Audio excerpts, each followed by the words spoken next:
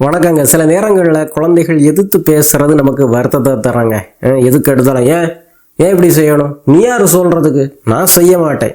இப்படி குழந்தைங்க நீங்க என்ன சொன்னாலும் எதிர்த்து பேசிட்டு இருக்கிறாங்கன்னு சொன்னா கண்டிப்பா பெற்றோரா உங்களுக்கு ஒரு வருத்தம் வராங்க.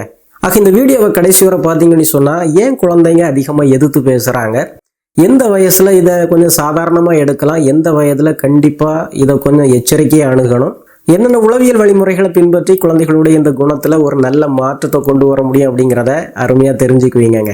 இப்ப வரிசையா குழந்தைகள்கிட்ட இருந்து இந்த எதிர்த்து பேசுற குணத்தை எப்படி படிப்படியா குறைக்கலாம் அப்படிங்கிறத பார்த்துடலாங்க. முதல்ல நீங்க ஒரு அமைதியான குரலை, அமைதியான ஒரு முகபாவத்தை கடைபிடிக்கணுங்க. அதாவது குழந்தைகள் பெற்றோருடைய குரலை தான் முதல்ல பிரதிபலிப்பாங்க. உங்க வார்த்தைகளை கூட அவங்க பயன்படுத்துறதில்ல. உங்களுடைய குரல், உங்கள் முகபாவம், உங்களுடைய அந்த உடல் அமைப்பு, இதை அந்த குழந்தைகள் அப்படியே பிரதிபலிப்பாங்கங்க. இதை உளவியல்ல எமோஷனல் மிரரிங் சொல்றாங்க. நீங்க கோபப்படும் போது ஒரு கண்ணாடி முன்னால எப்படி நிக்கிறீங்களோ அதே போலதான் உங்க குழந்தை உங்களை பார்த்து அப்படியே தங்களை பிரதிபலிப்பாங்கங்க.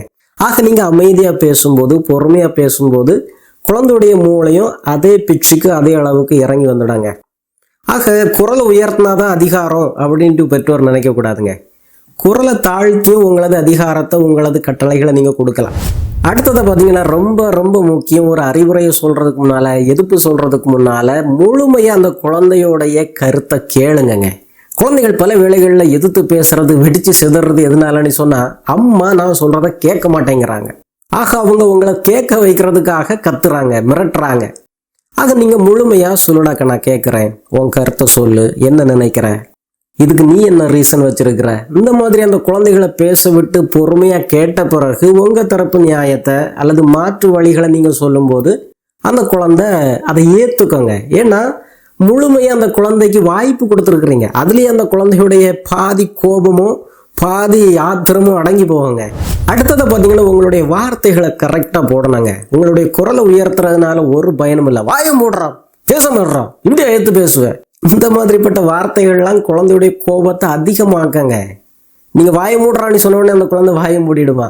ஆக உங்களுடைய வார்த்தைகளை மாற்றணுங்க. எப்படி சொல்லலாம்னா, கண்ணா அம்மா கேட்டுக்கிட்டு தான் இருக்கிறேன், கொஞ்சம் பொறுமையா பேசுங்க, கொஞ்சம் மரியாதையா பேசுனீங்கன்னு சொன்னா அம்மா முழுமையா கேட்க முடியும். இந்த மாதிரி அந்த குழந்தைக்கு கத்து கொடுக்கணுங்க. ஆக அந்த குழந்தைகிட்ட நீங்க வாயை மூடுன்னு ஒரேடியா சொல்லி அந்த குழந்தைய அடக்க பார்க்கல, வேற அந்த குழந்தை பேசுற விதத்தை திருத்துறீங்க, கத்து கொடுக்குறீங்க.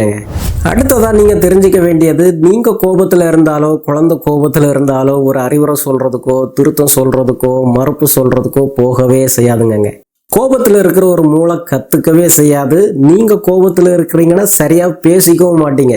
ஆக பொறுமையா இருங்க. நீங்க எப்ப அமைதியாகிறீங்களோ, குழந்தை எப்ப நீங்க சொல்றத கேட்கறதுக்கான ஒரு மனப்பாங்கோடு இருக்குதோ அப்போ உங்க தரப்பு நியாயத்தை நீங்க பொறுமையா சொல்லும் போது அந்த குழந்தையுடைய மூளை திறந்து இருக்கும்.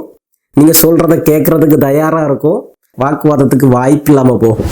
அடுத்ததை பார்த்தீங்கன்னா உடனே பதில் சொல்லாம இருக்கிறதுங்க.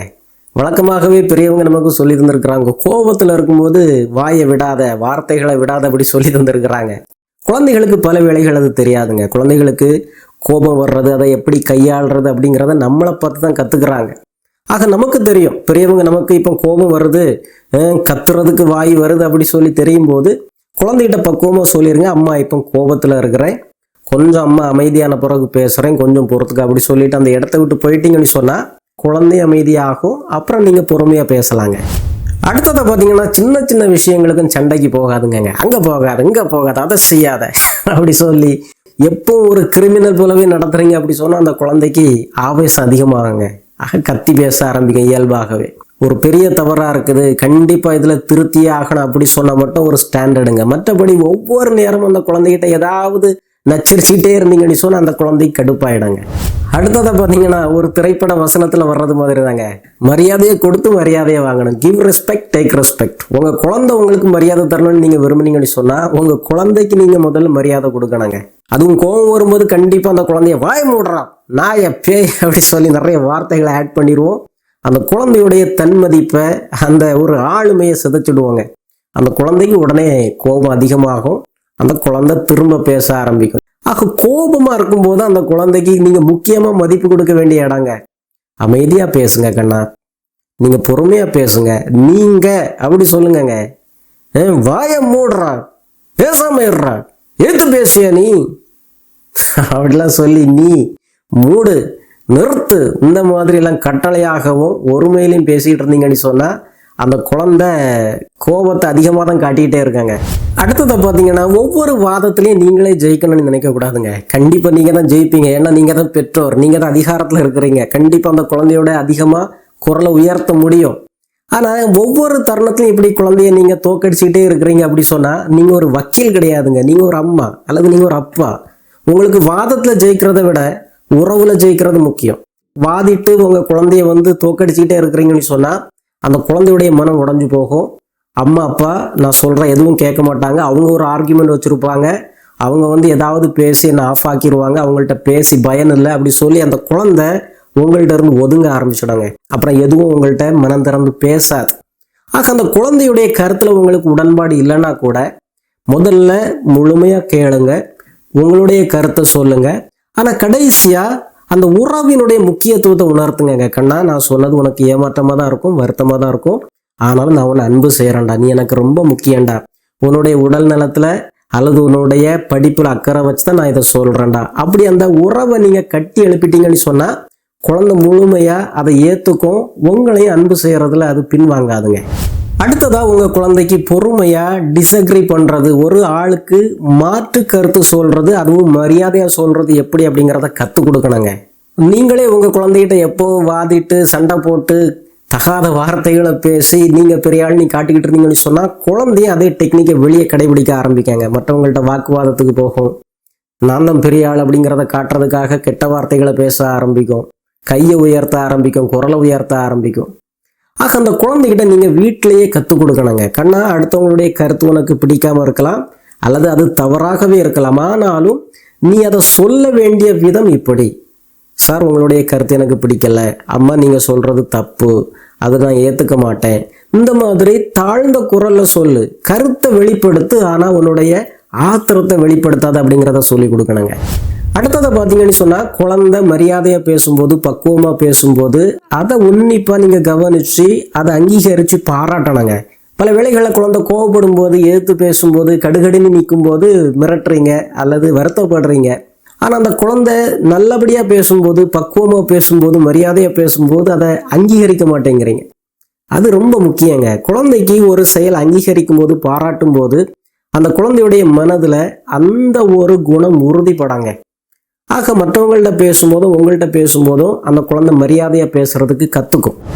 அடுத்ததை பார்த்தீங்கன்னா, வெறுமனை கட்டளை போட்டுக்கிட்டு இருக்காம குழந்தைகளுக்கு சாய்ஸ் கொடுக்குறதுங்க. அதுவும் 6 வயதுக்கு மேலே குழந்தைகளுக்கு சாய்ஸ் கொடுத்தீங்கன்னு சொன்னால், கண்ணா இப்போ ஹோம்ஒர்க் பண்ணுறீங்களா, ஒரு 10 நிமிடம் கழிச்சு பண்ணுறீங்களா, அந்த மாதிரி ஒரு சாய்ஸ் கொடுக்கும்போது அந்த குழந்தை சரி நான் ஒரு 10 நிமிஷம் கழிச்சு செய்கிறேன் அப்படி சொல்லும். ஹோம்ஒர்க்கை செய்யலாம் அப்படி சொல்கிறது கட்டளைங்க, கண்ட்ரோல் பண்ணுறது. குழந்தைகளுக்கு கண்ட்ரோல் பண்ணுறது பிடிக்காது. ஆக அதை எதிர்ப்பாங்க, செய்ய மாட்டேன்னு சொல்லுவாங்க. முடிஞ்சு போச்சு, நீங்கள் செய்யணும்னு சொல்கிறீங்க, அந்த குழந்தை செய்ய மாட்டேன்னு சொல்லுது. ஆக அந்த குழந்தை கொஞ்சம் ஹோம்ஒர்க் பண்ணுறதுக்கு தயக்கப்படுது அப்படி சொல்லி புரிஞ்சுக்கிட்டீங்கன்னு சொன்னால் சாய்ஸ் கொடுக்குறீங்க. கண்ணா, எப்போ ஹோம்ஒர்க் பண்ணுறீங்க, இப்போ உடனே பண்ணுறீங்களா அல்லது ஒரு 10 நிமிஷம் கழிச்சு பண்ணுறீங்களா, இந்த மாதிரி கேட்டு அந்த குழந்தைக்கு ஒரு சாய்ஸ் கொடுக்கும்போது அந்த குழந்தை கண்ட்ரோல் அவங்க கையில் வர்றத மாதிரி உணர்றாங்க. சரி நான் ஒரு 10 நிமிடம் கழிச்சு பண்ணுறேன் அப்படி சொல்லி. ஆக இந்த மாதிரி கொஞ்சம் கிரியேட்டிவாக அந்த குழந்தையுடைய கோபத்தை உங்களுடைய கையில் எடுக்கணுங்க. அடுத்ததை பார்த்தீங்கன்னா, ரொம்ப சின்ன குழந்தைகள்கிட்ட போய் வாக்குவாதம் பண்ணிக்கிட்டே இருக்கக்கூடாதுங்க. அதுவும் அந்த டோடலர் பருவத்தில் ஒரு 2 வயதுலேருந்து 4 வயது வரைக்கும் அந்த குழந்தைகளுடைய அந்த லாஜிக்கல் ரீசனிங் வளர்ந்துருக்காது. ஆக அந்த குழந்தைகிட்ட நீங்கள் அறிவுரை சொல்லி ஆர்கியூ பண்ணி அந்த குழந்தைய ஜெயிக்க நினைக்கிறதுக்கு பதிலாக அந்த குழந்தை அந்த இடத்துல விட்டு மாற்றுறது அல்லது அந்த குழந்தைக்கு நோ சொல்லி ஒரேடியாக முடிக்கிறது, இதுதான் நல்லதுங்க. நம்ம ரீல்ஸில் வர்ற பல வாக்குவாத வீடியோக்கள் பார்த்தீங்கன்னா, இந்த டோடலரோட பாட்டிகள், தாத்தாக்கள், அம்மாக்கள், அப்பாக்கள் வாக்குவாதம் பண்ணுறதை அவங்க எடுத்து போடுவாங்கங்க. ஆனால் குழந்தைக்கு அது சின்ன வயதுலேயே ஒரு பழக்கமாயிடுச்சுன்னு சொன்னால் வளர வளர அதை குறைக்கவே முடியாதுங்க. அந்த குழந்தை அப்படியே ஒரு குணத்தில் வளர்ந்துக்கிட்டே இருக்கும். ஆக அந்த குழந்தைகிட்ட வீணா எதுக்குமே ஒரு வாக்குவாதம் பண்ணி அந்த குழந்தைய அப்படியே பூஸ்டேத்தி விடாமல் குடும்பமாக சேர்ந்து கைத்தட்டி அந்த குழந்தையுடைய குணத்தை வலுப்படுத்தாமல் குழந்தைகிட்ட அறிவுபூர்வமாக உரையாட வேண்டிய நேரத்தில் அறிவுபூர்வமாகவும், அந்த குழந்தை ரொம்ப உணர்ச்சி கொந்தளிப்பில் இருக்கும்போது கொஞ்சம் நீங்கள் ஒதுங்கிடுறது அல்லது வாயை மூடிடுறது நல்லதுங்க. கடைசியாக பார்த்தீங்கன்னா, எதிர்த்து பேசாதது, சண்டை போடாதது அப்படிங்கிறது வீட்டில் எல்லாருக்குமே பொதுவான ஒரு விதியாக இருக்கணுங்க. கணவன் மனைவி நீங்கள் எப்பவும் சண்டை போட்டுக்கிட்டே இருக்கிறீங்க, ஒருத்தர் வாக்குவாதம் பண்ணி ஜெயிக்க நினைக்கிறீங்க, எதிர்த்து பேசுகிறீங்க அப்படி சொன்னால் குழந்தை அதை பார்த்து கற்றுக்கங்க.